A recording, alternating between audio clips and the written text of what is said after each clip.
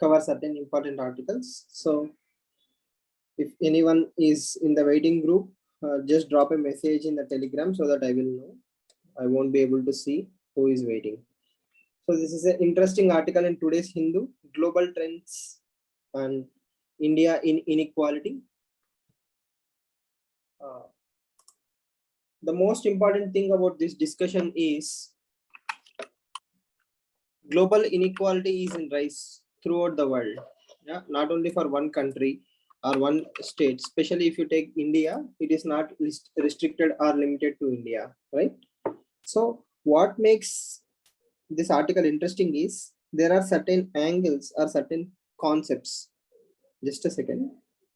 So what makes this article very interesting is they say that this is one of the most important reasons, like deregulation and liberalization policies have led to the most extreme example or reasons for inequality throughout the world.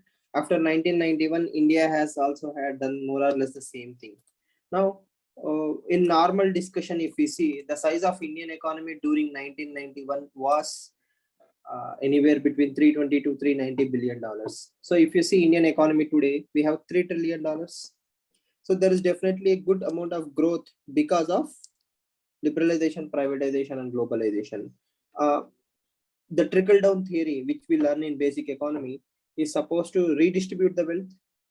Now, whom to blame? The state or the lack of mechanisms? Next. I think, yeah. This paragraph also. India got independence. Socialistic economic policies reduced income inequalities. Whenever we read such articles, we are persuaded by the article writer, right? Normally thinking, we develop this thought process. Yes, definitely inequality has increased. We are having a lot of problems, no doubt about that. Probably we should have more socialistic policies. On the left hand side, we think in these lines. On the right hand side, if you see, there is an article about LPG subsidy, right? There will be an article about Narega, or so on and so forth. Every time we have seen articles like subsidies for agriculture is a wastage of money. That is also a socialistic principle. If we read socialistic articles, we are persuaded in that direction. If we read that subsidies are a wastage of money, we are persuaded in that direction. So where do we draw the balance? How do we reduce the inequality? Should we blame the governments? Should we blame the policies? How? Tell me an out-of-box solution on how we can work towards reducing these inequalities. Forget UPSC, generally speaking, do you agree that the states are not doing enough? Or what do you understand by the entire thing? Just think about it for a second. Is it wrong to make money? No, I don't think so, right? It's not wrong to make money. At the same time, whenever they say inequality has increased, the top 10% had acquired a huge amount of wealth. Definitely, Ambani has more wealth than almost all the rest of the Indians, or the top 10%. If you see the top 10% also, they give some facts, right? The top 10% is earning more. It's around 11,66,520 rupees. So if somebody is making around 12 lakh rupees on an average in India, he is considered as rich, like the top 10%. So which conditions are what created this entire inequality drama? How do you reduce inequality? That is one thing that has to be deeply thought out. Okay, so the questions about inclusive growth. What are the steps to be taken for inclusive growth? How do you reduce poverty? Sabke saath sabka vikas, sabka vishwas. So all these things are very easy to say. But in reality, if you think about inequalities, inequality is not just in monetary terms, right? Inequality in almost all walks of life is evident, whether you take it health, access to education, digital divides, lack of services. If you have money, you get certain things done. If you don't have money, you don't get things done. So as a potential bureaucrat, what will be your simple understanding on how to reduce inequality? Where will you start? Should we tax the rich more? Like Ambani should be taxed more rather than the rest of us taxing the super rich.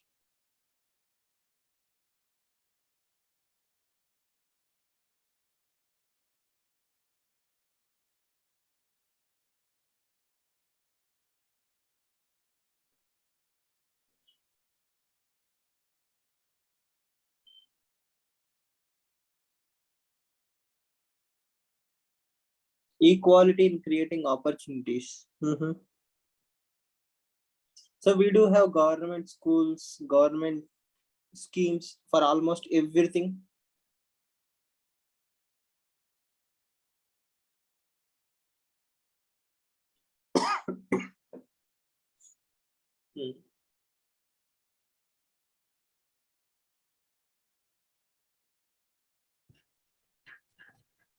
Bhagwati model. So again, as you have said, it's only model, right?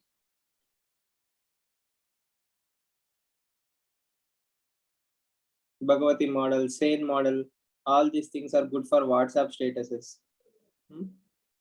In reality, inequality is a multi-dimensional concept. Why it's a multi-dimensional concept? If you have to start reducing inequality in one level, you have to reduce inequality in 10,000 other places. So the system is so deeply interlinked that if you have to reduce inequality, you have to educate. If you have to educate, you have to provide good health. If you have to provide good health, you have to educate the mother. If you have to educate the mother, you have to remove patriarchy. So like this, 10,000 nuts and bolts are interlinked. You cannot touch one thing without changing the other things. For example, if we have to generate employment, as Anuhya is saying, okay, what are the problems in generating employment? We need to solve the issues in agriculture, or we need to push people away from agriculture and push them into MSMEs. Now, if I enter into MSME discussion, MSMEs have 1,000 problems. If we enter into agriculture, why agriculture is no longer sustainable? We have seen how the farm bills have failed us, or how we have failed the farm bills. So each and every department has been so deeply problematic that you take health, education, agriculture, industries, labor reforms, land reforms, everything. Literally, each and everything has its own problems. And to solve all of them, you have to solve everything. So that lack of political capital is one of the biggest reasons why inequality still prevails. Okay, in this gap, the rich will get richer and the poor will get poorer. It is happening inevitably, and I don't think Eleanor Ostrom will actually work out here in this particular thing, because uh, uh, it's a department based problem, right? Everything has its own problem. Let's think about it. Land reforms. If you read post independence consolidation, we did try to do land reforms after first constitutional amendments has been brought out. Okay, but caste has played a huge role. Political affiliations have played a huge role. Regional inequalities still exist. So it's very easy to blame the government rather than understand the holistic problems. We will try to see this inequality in just one dimension. Sir, Yes, please. sir, you mentioned telling that it is very easy to mention blame the government for this aspect. But Hmm. the inequalities in every department, the problems in every department is existing, isn't it because of the government? Because of the government. Yeah. Yeah. No. Now, Okay. Yeah, please. the problem in every department is existing because of the government, and how can we not blame the government for this? I don't understand, sir. Yeah. Okay, it's a very good question. So I will try to address that same question by looking at this particular article. Okay, so what is this article? This article is saying that LPG LPG has been given, but still people are moving back to LPG. So government needs to do more. Okay, so a decade ago, he mentions a fact, right? A decade ago, Yes, sir.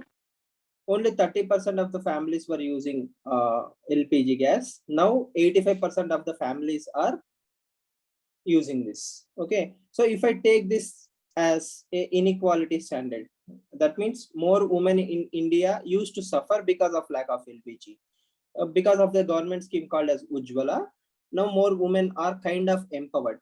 Okay, still inequalities exist. So the entire critique of this article is government should work on refills. Government should work on procuring the biogas. So it's always about the government.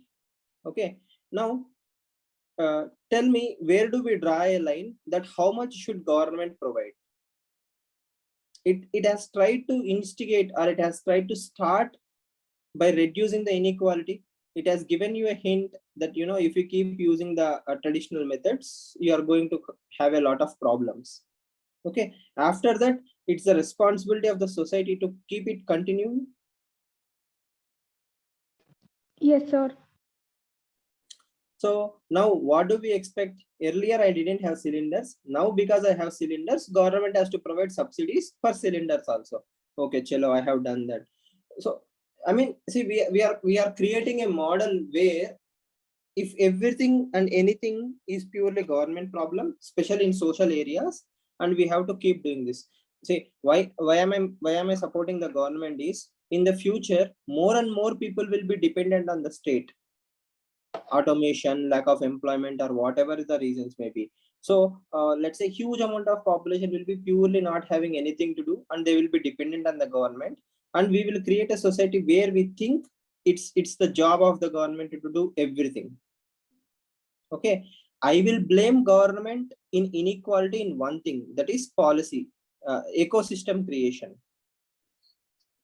You should create ecosystems where I should have capabilities, right? Not Amartya Sen capabilities, normal capability approach. That means I want to start a shop, I want to start something new, I want to create something new. You need to create that ecosystem where I can do something.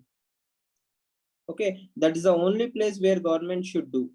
Right now, government policies are not conducive for everyone. Not everybody can start a business in India without political connections. So that kind of political nexus or inequalities is a danger to the society.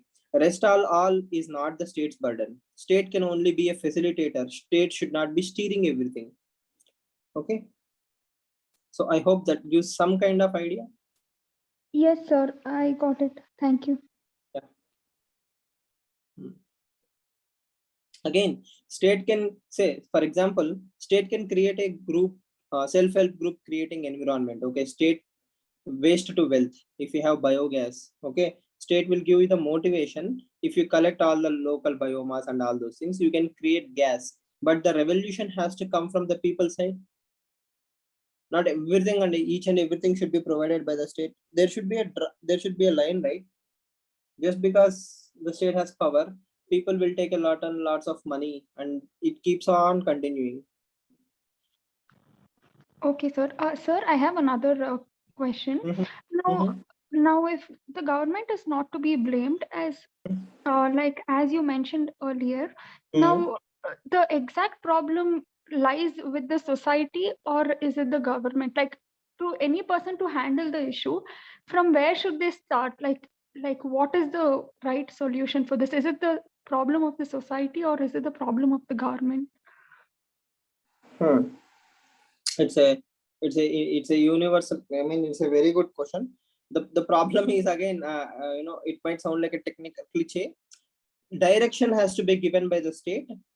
Path has to be walked by the people. Okay, in the sense, okay, let's take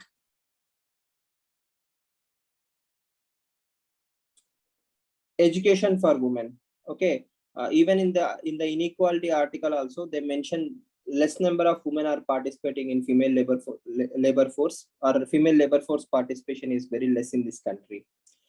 The thing is, government has to sincerely, again here the word sincerely is very, very important. Government has to sincerely set the path where women can take care of themselves, like Nari Shakti or women-led development. Such kind of paths have to be laid by the state. The rest of the walking has to be done by the society. Unfortunately, society have a lot of baggages of its own. See, no government in the world can fight patriarchy of the society. Government cannot change patriarchy. Society has to solve its own issues, right? The same way, government schools are being constructed, government hospitals are there. We as a public are not even considering them because the India Bharat discussion, or we don't have any vested linkage to the inequality. That means the top 10% of the population, which have the voice, the educated class and all those things, they're happy with whatever they are making and they're busy with whatever their thought process is. The rest of the 90% who are actually the beneficiaries of this entire system, they don't have the empowerment. So the 90% has to be empowered by the top 10%. Okay. For the 10% to empower the 90% and make them walk in the right path, the road has to be laid by the state. These three things are not working in tandem. That means state is assuming I am doing all the things I'm supposed to do. Okay. Then public are so used to these welfare benefits. They whenever they get cylinders, they are happy with it. They are not thinking about tomorrow. As of now, okay, I got a cylinder. If I put enough pressure on the state, okay, they will also give me subsidies. Chalta hai, things will keep on going. Okay, but the long-term solution is neither the state to keep continue giving the benefits, nor people be dependent on the state for everything. We need to find a solution which will empower them for the long term, right? So in the sense, it's like direction should be given by the state, the steering has to be done by the society, but that is not happening.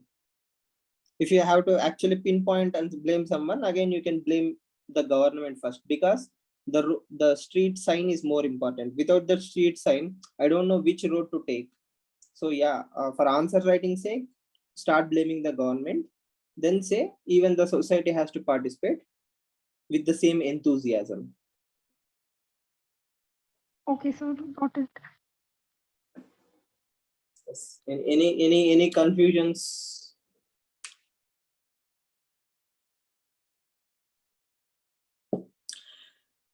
Again, always remember, state is like the father to the citizens, right?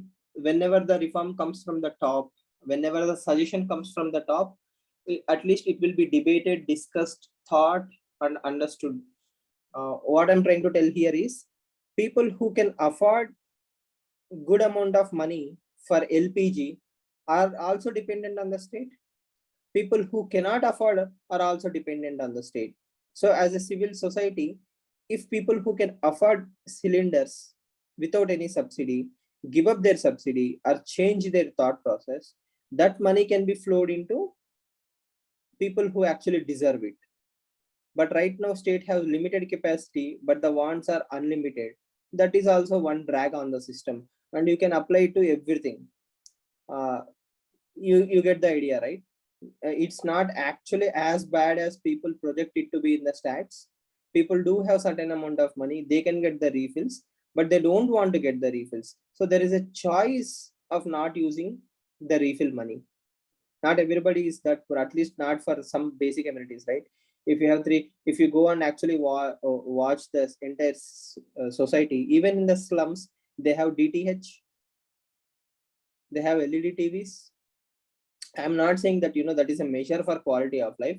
All I'm trying to say is, if you really need a good clean cooking mechanism because of your understanding of it, you can afford that amount of money. Okay. But people have different priorities. The cost of living has definitely gone up, even in the slums. And that puts a lot of expectations on the state.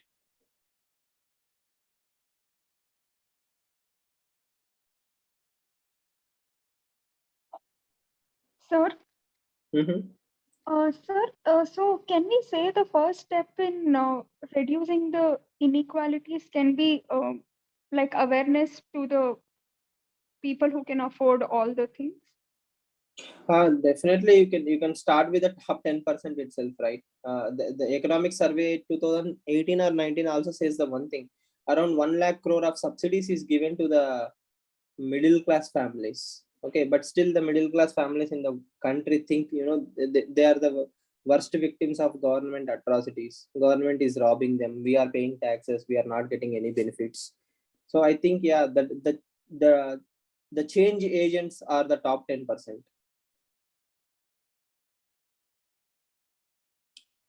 Give up subsidy scheme under Ujjwala. There are a lot of give up subsidy schemes. Normal subsidy also can be given up, right? Again, sometimes I'm having money, sometimes I don't have money. So it should not be like one time give up. It should be a choice based. If you can afford this month or this week or this 6 months, okay, you do it. If you can't afford, then probably you can request for government support. But you should not think of government as Kamadenu, right? Okay, it keeps on giving. Again, it comes with people's perception.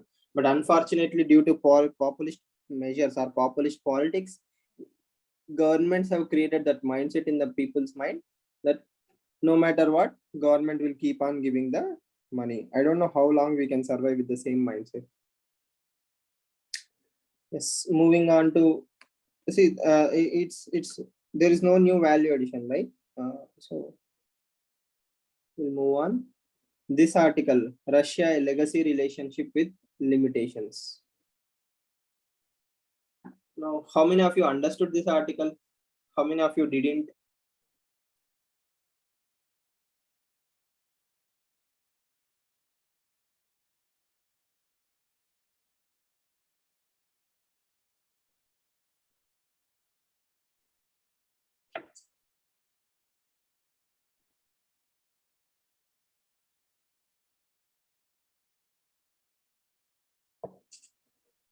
So what can be the main question from this particular article?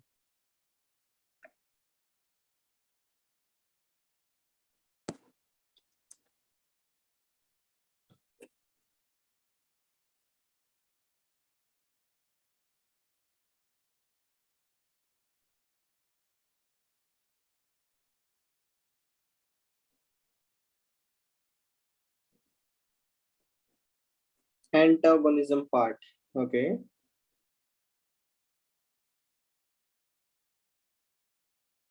Scope of India-Russia relations in the future. Okay. We will think very calmly and simply without complicating it. Now, who are the four players in this entire drama that he's trying to say?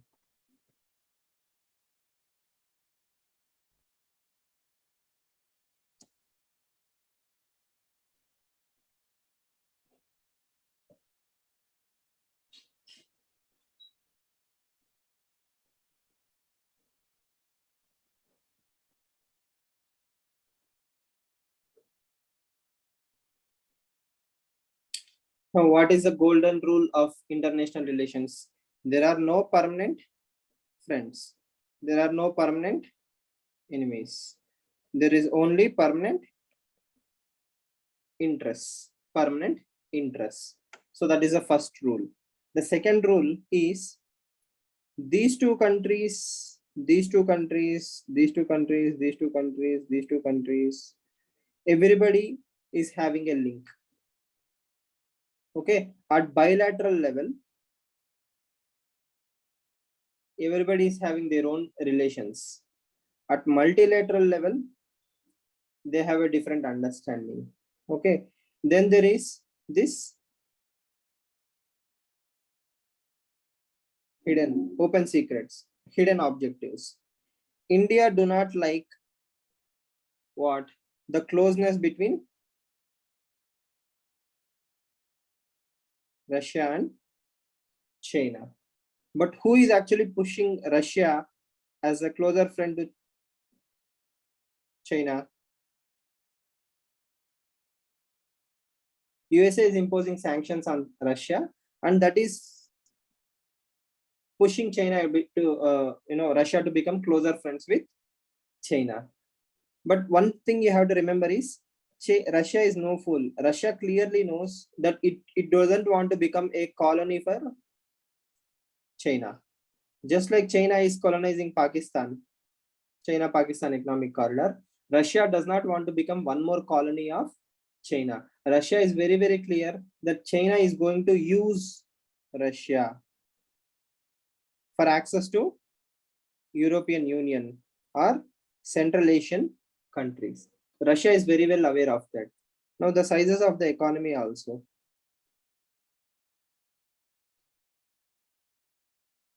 Roughly, these are the sizes of the economy. right? Now, when Russia clearly knows that China is trying to use Russia, why is Russia being closer to China? That is one dilemma he is trying to bring. Second thing, the enmity between India and Russia will strengthen India-Russia relations. It is already strengthening India-USA relations. So the summary being, India is in a receiving position from Russia and USA thanks to China. Okay, this is a very simple understanding. But the problem is, if tomorrow USA and China, they decided to become close, or they decided to bury all the past events, then what will happen to India-US relations? Will we have Quad? Will we continue the same impact of Quad? Right? So should we base our relationships on the basis of somebody else's push, in this particular case, China, or should we have a better solution for the long term? Okay. And whenever he says legacy relation means old relationships. Russia has helped India a lot in the past. In future, Russia is not in a position to help India in any way. So should we give up the friendship with Russia?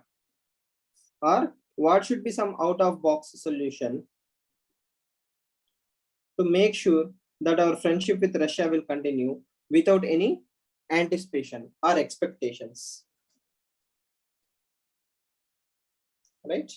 This is one more thought process that has to be discussed. How USA and China will deal with their bilateral issues will dictate India and USA relations, or India and Russia relations. So we don't want to leave anything to fate, right? We don't want anything to decide to some future generations. We should have a concrete plan. That is our strategic autonomy. So we should be friends with India, USA, and China as well. So that strategic autonomy has to be leveraged, and that is exactly what India is trying to do. And he says we can use the friendship with Russia in two places. One is in Afghanistan, the other one is in Central Asia. Right now, we don't have any other way to get friendship with Taliban. So we can use Russia, and Russia is using India to put or to send a message to China that no matter how close we both are, okay, still I do have alternatives. And nothing will make Russia more happier than USA. US's friendship or extension of hand of friendship will make Russia overwhelming. So Russia is waiting for that day where USA will say, okay, bygones are bygones, we will be friends because China is my enemy. And Russia will be happy to take that opportunity to the maximum extent. So India is safe in either ways, that either with Russia or USA, we have a very good understanding. At the same time, we should not make that as a core foreign policy principle to drive the relations between India, US, India, Russia.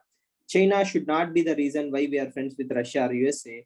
India should be friends with Russia or USA for its own strategic advantage, and not even for the sake of Afghanistan. Okay, if we move into that kind of thought process, things will change very drastically. We will actually put a lot of effort. I hope I'm able to convey my point. I'm going beyond Happy Man Jacob's point by saying that if we have that long-term vision, then we won't have a lot of surprises. If we stick to, I'm your friend because of something else concept, we will have a lot of ramifications.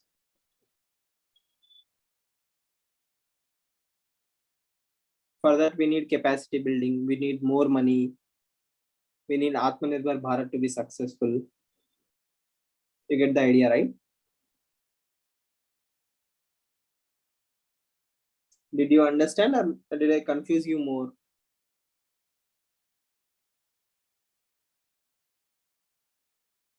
Yes, I got it, sir.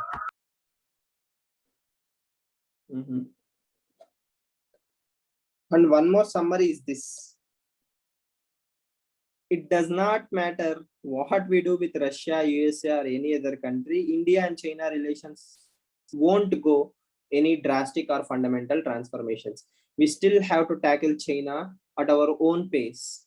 And if we actually think about it, we have more to gain by solving the Chinese issue rather than by keeping China an enemy. Right? But China does not want the same solution. China is happy to keep India on its toes. Right?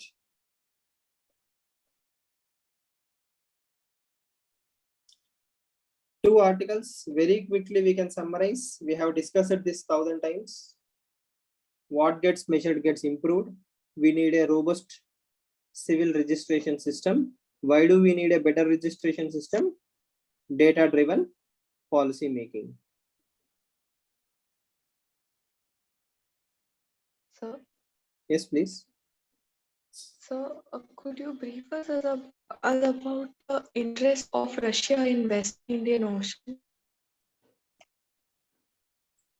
The West Indian Ocean, in the sense, it's not more about Russia, it's more about India, right?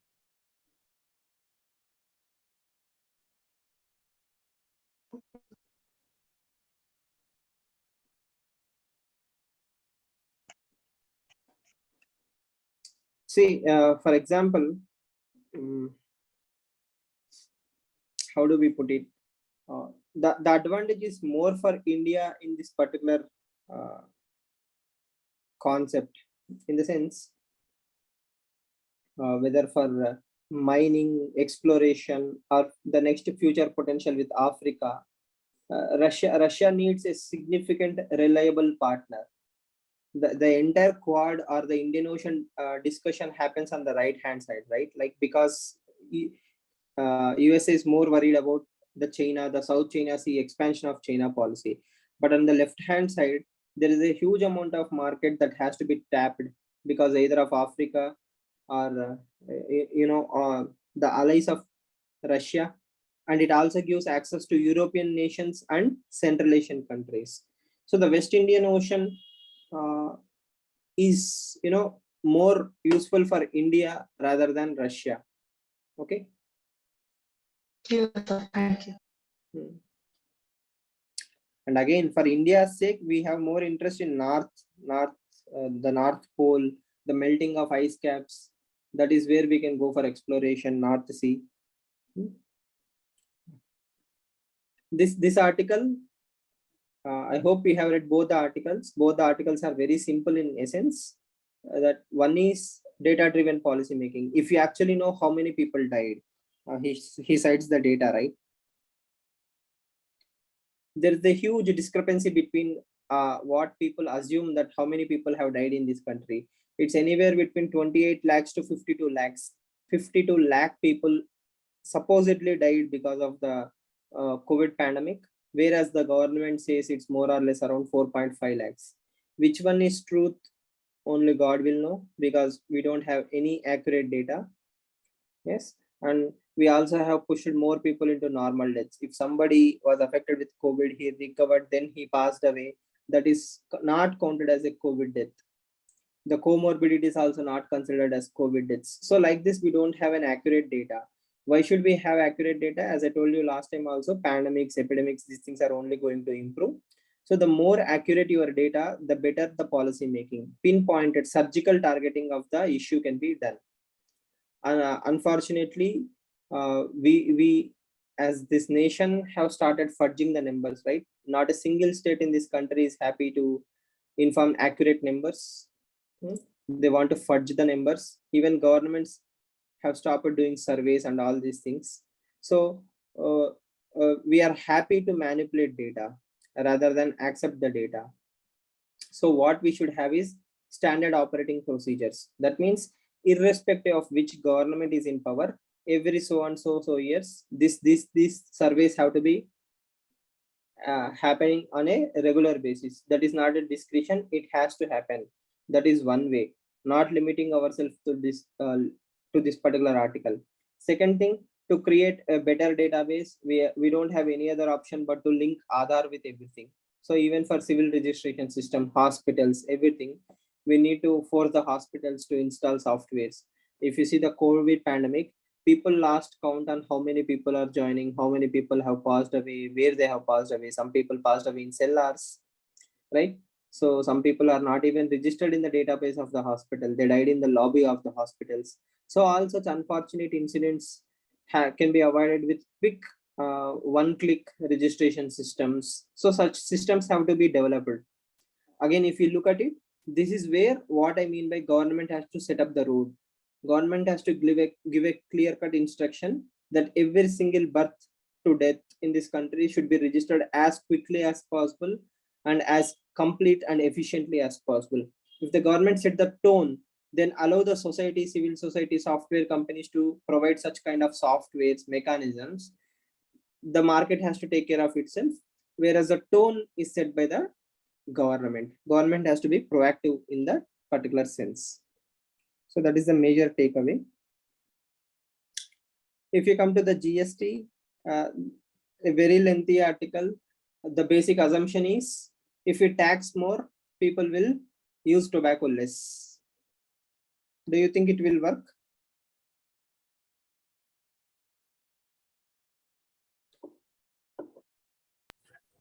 No, sir, it didn't work in alcohol case, especially in Andhra Pradesh. So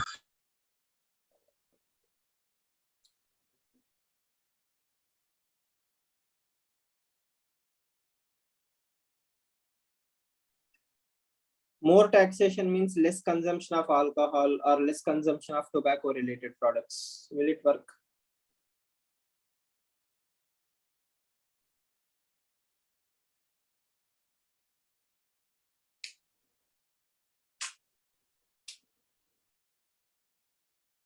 Why? Why not?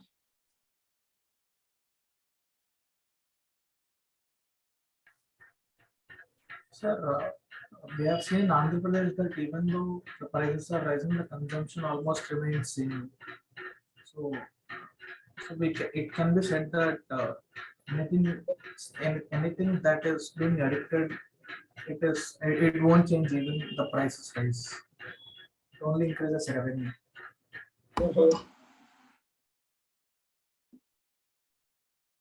So what again, which policy do you think will push people to use less tobacco?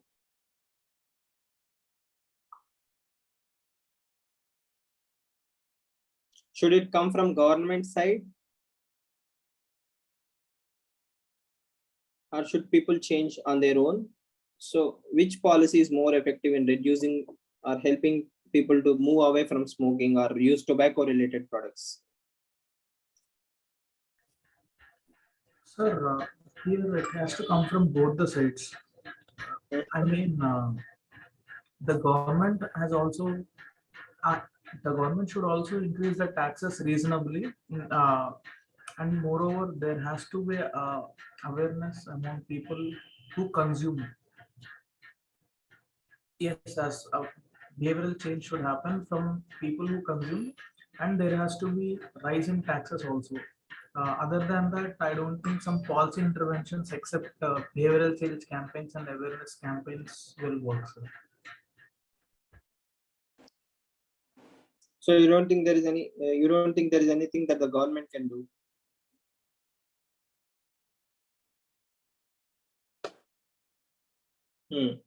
What about the rest of? Two things. Two things, sir. One thing, rising this taxes to certain extent, and other thing, running behavioral change and awareness campaigns. Already, this is being the second one is being done. The former has to be implemented. So, other than this, I don't think some. As far as I know, other policy interventions may not help reduce uh, tobacco consumption, sir. Okay. Mhm.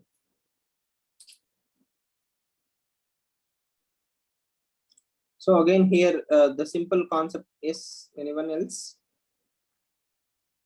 Sir, if I'm not wrong, the countries like USA and all promote e-cigarettes instead of cigarettes, like for people who are addicted, and also get them away from smoking. Can that be one solution, sir? Okay. So, for example, Australia have a very good policy of having 100% plain packing of cigarettes. I think, if I'm not mistaken, right?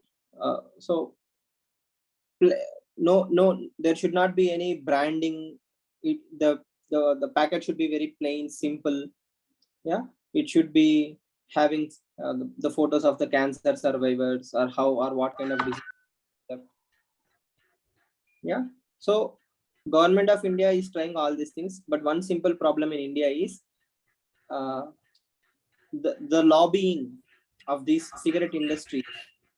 Someone please mute. The lobbying of this industry is very, very powerful. Okay, that is the reason why government is not actively intervening. E-cigarettes are also suggested as a solution. It will slowly move you away from the problems. But in India, the problem is not only smoking. People actually consume more tobacco in the other formats like chewing, gutka, and all these things. So that there it has to be tackled in both the ends. One is government has to definitely increase the taxes. Branding has to be severely affected. Plain packing will definitely reduce the attraction. And the end of the day, revenue generation is one thing, but the revenue generated is again being marginalized, right? Inequality is very high. Very few people make a good amount of money. Penalizing people who consume tobacco will be too much of a dictatorial country rather than a democracy. If I want to destroy myself, I should have the freedom to destroy myself. So that's one thought process. Okay, so it has to be tackled from multiple angles.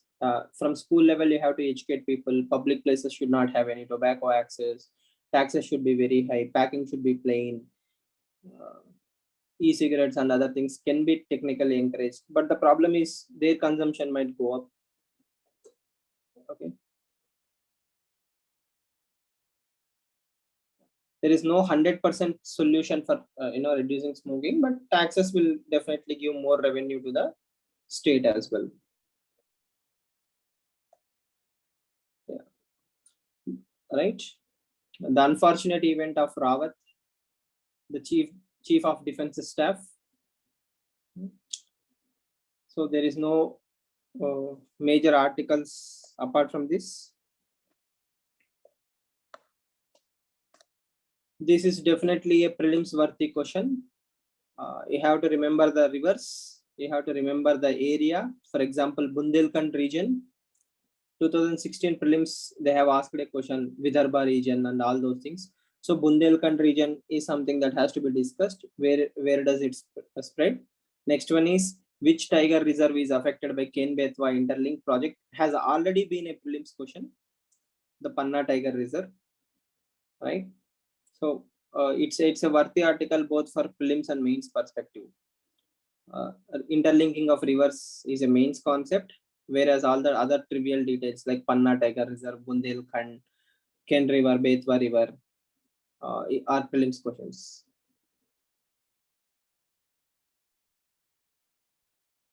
Okay. Who heads the National Wildlife Board?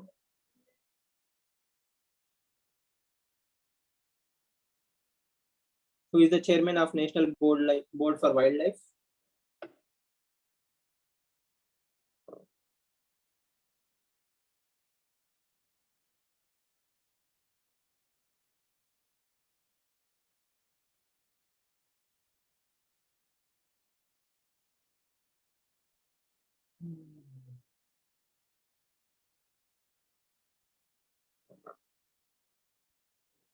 Any idea? So that is also one more prelims question. National Wildlife Board, its importance. Panna Tiger Reserve is in which area? Right? And Ken-Betwa interlinking project. It's a very old current affairs, so that is why I'm not stressing on that, because UPS has already asked both prelims questions on that particular topic. National Wildlife Board is presided by Ministry of Environment, Forest, or Prime Minister?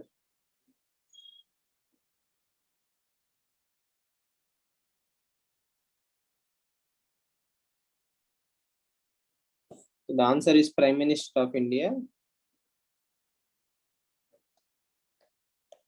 Right.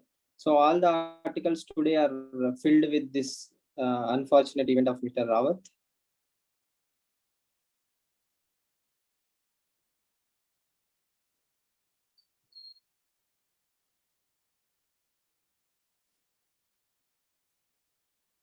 So this is one more interesting article.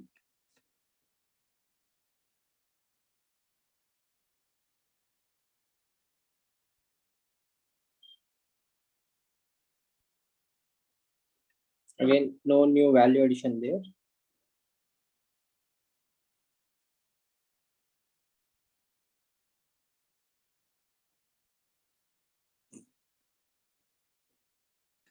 So the rest of the articles are self-explanatory, right? Any questions?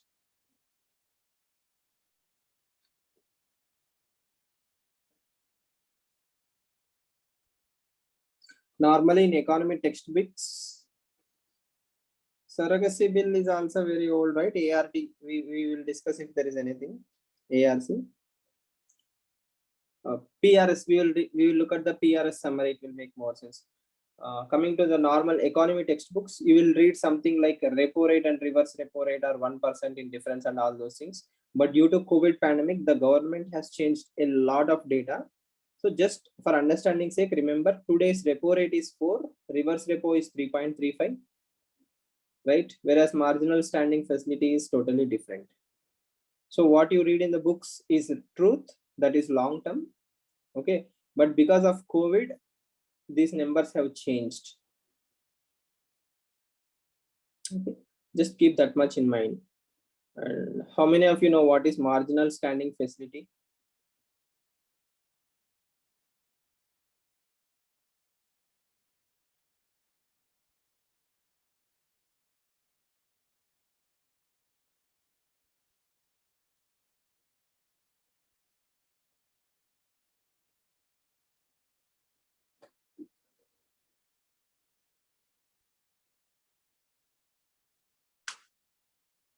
How many of you remember it? What is marginal standing facility? You can just type yes or no.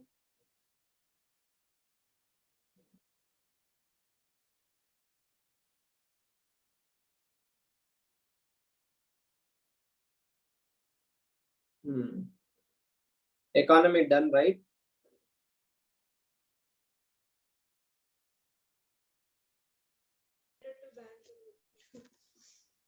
Sir, it is related to banks.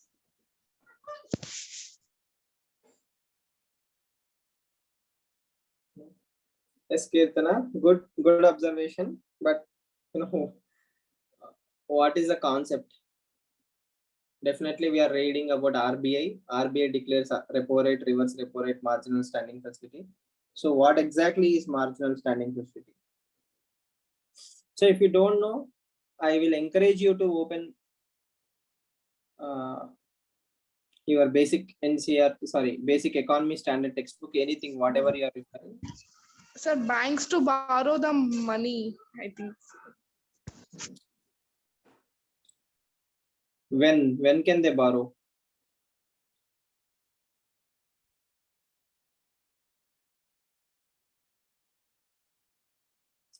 So just think about it. Open any standard economy textbook and think of marginal standing facility. It's linked to cash reserve ratio or statutory liquid ratio.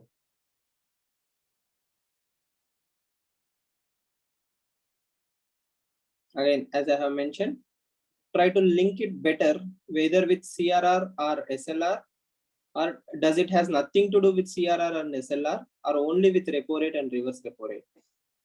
Okay, see, these are small exercises. If you do today, it will improve your conceptual clarity.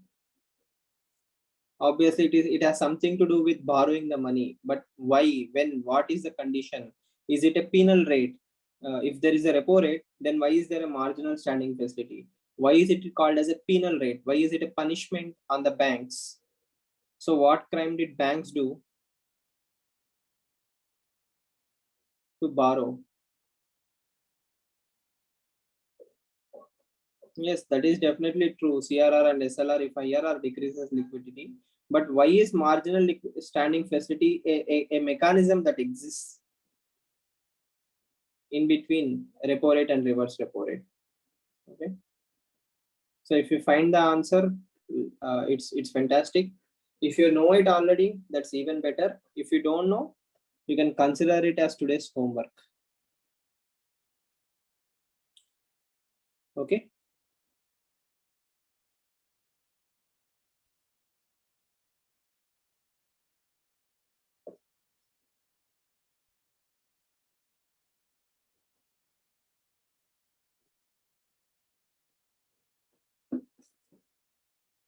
Why does a mechanism called as marginal standing rate exist in spite of having a repo rate?